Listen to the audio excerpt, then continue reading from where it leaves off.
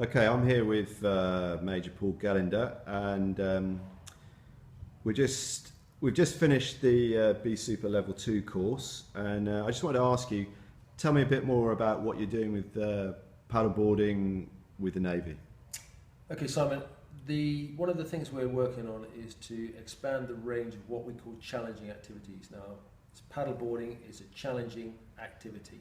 It also gives us an opportunity to expose lots of our guys and girls to what is an easily learnt activity, which is fun, physically demanding, and as we progress in the scheme, it becomes more and more challenging, both from a mental and physical aspect.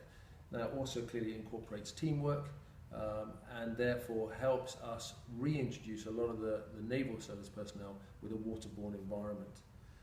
What we particularly like with the B Super paddleboarding aspect is we've now linked it to what we call challenging activities, and therefore we can get lots of people out on the water in rapid success, get them stood up, get them operating, and then we can then begin to link in with how we develop further to get the maximum out of this activity, particularly as we're looking at potentially touring. We're now looking at introducing a race series, and as we get better and progress further, we're actually then obviously looking to take them into things like surf. One of the key aspects of this as well is the blow-up paddle boards. Is we're now putting boards on board ships.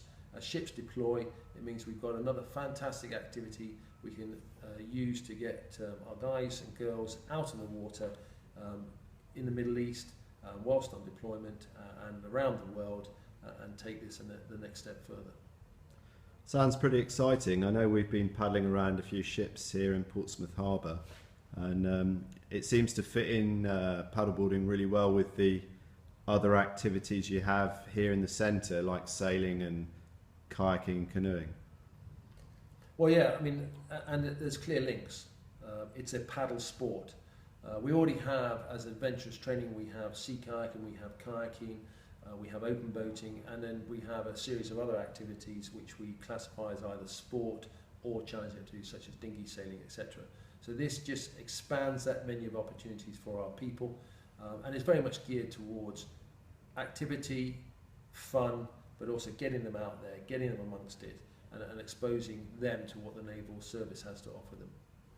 All right, Paul, thanks very much for that, and we'll look forward to seeing you on the water. Thanks very much indeed, Simon.